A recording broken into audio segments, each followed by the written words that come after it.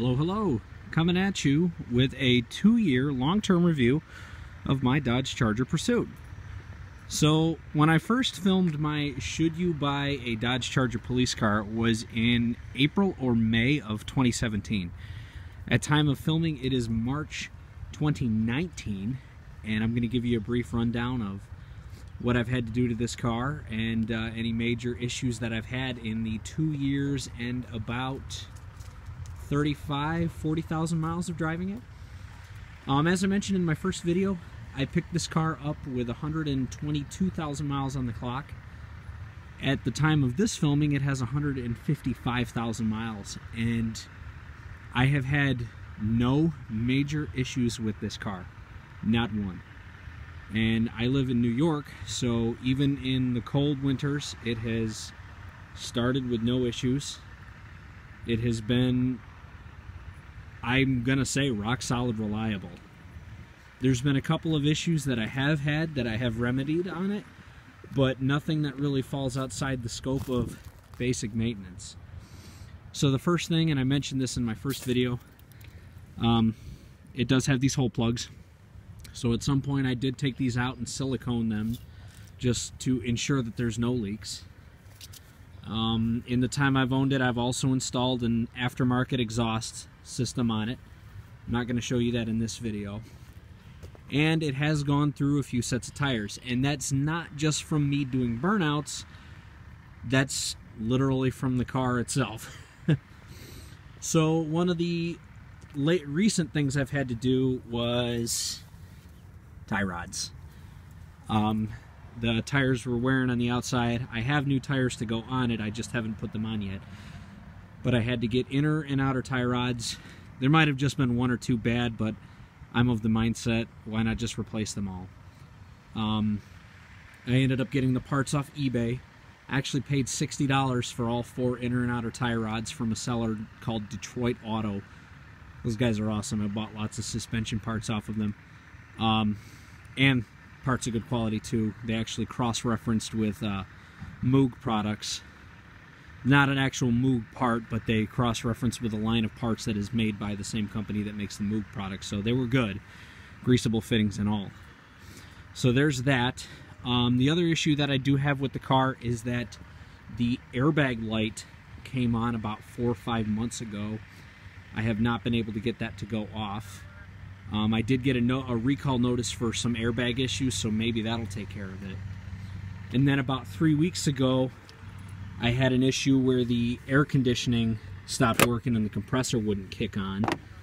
And it ended up being this little tiny 10 mini fuse here.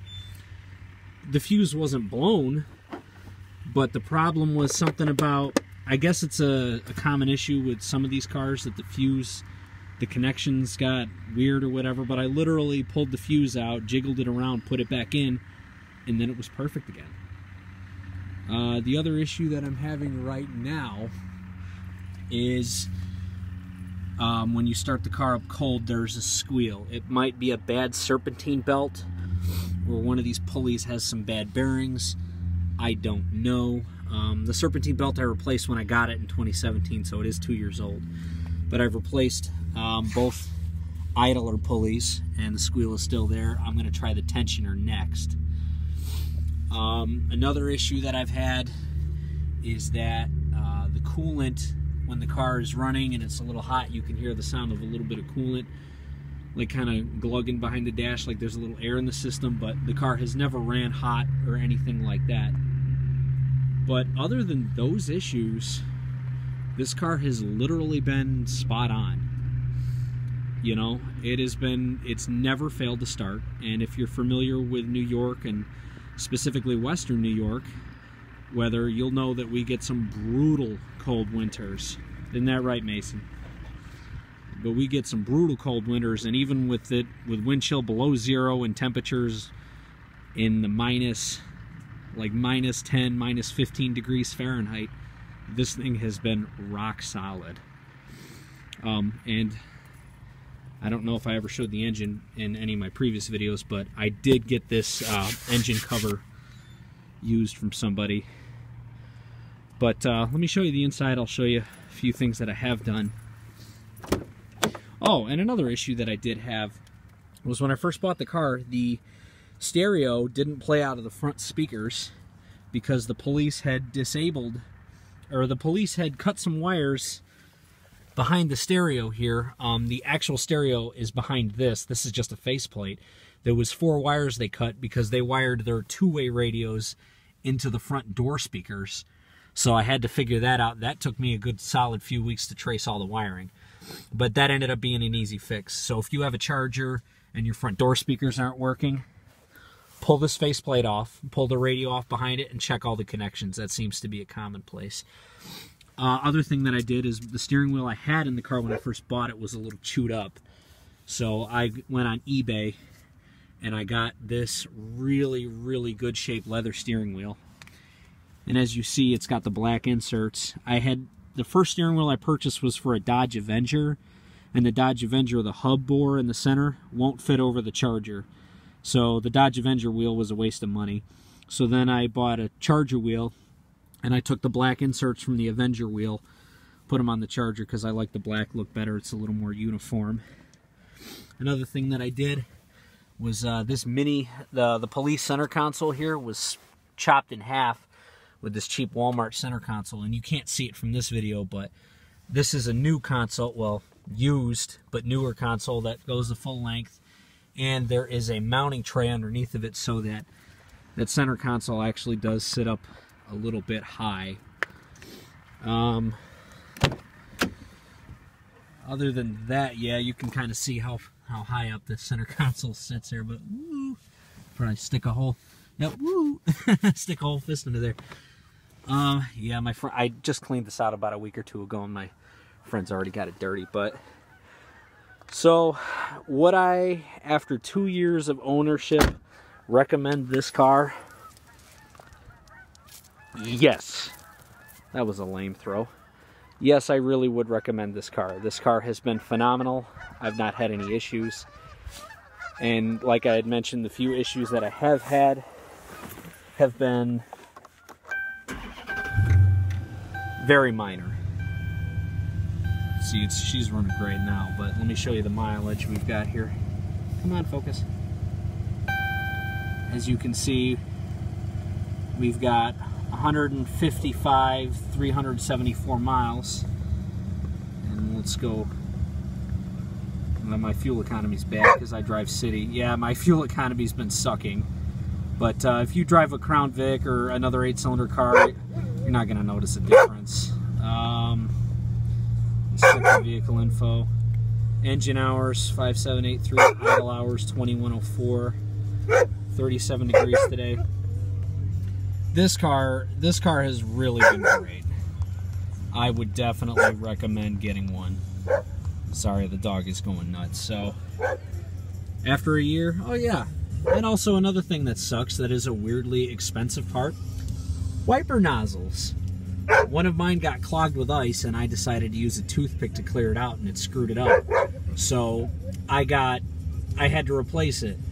The original equipment wiper nozzles are $20 a piece.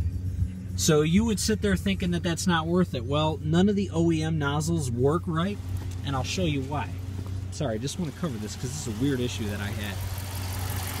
See how when they come out, the spout comes out at a 90-degree angle like that? You can find aftermarket ones that come out like that, but the spray pattern is weird, and they spray fluid right over the car. So I actually had to spend the frickin' $20 for one stupid little wiper nozzle that's literally a tiny piece of plastic. So yeah, if those are broke, expect to pay 50 bucks to fix them. But other than that, this thing has been rock solid reliable. And still, even after 30,000 miles of me owning it and 100,000 miles of use, knock on wood, no lifter issues. I've also been changing the oil every 3,000 miles with synthetic. Maybe that has something to do with it, but here's hoping that in a month I'm not going to be posting a video that I blew lifters out in this thing. But like I said, those are a common issue, lifters and camshafts with some of these cars. But would I recommend buying one of these? Hell yeah. It's been a great car. Definitely get one.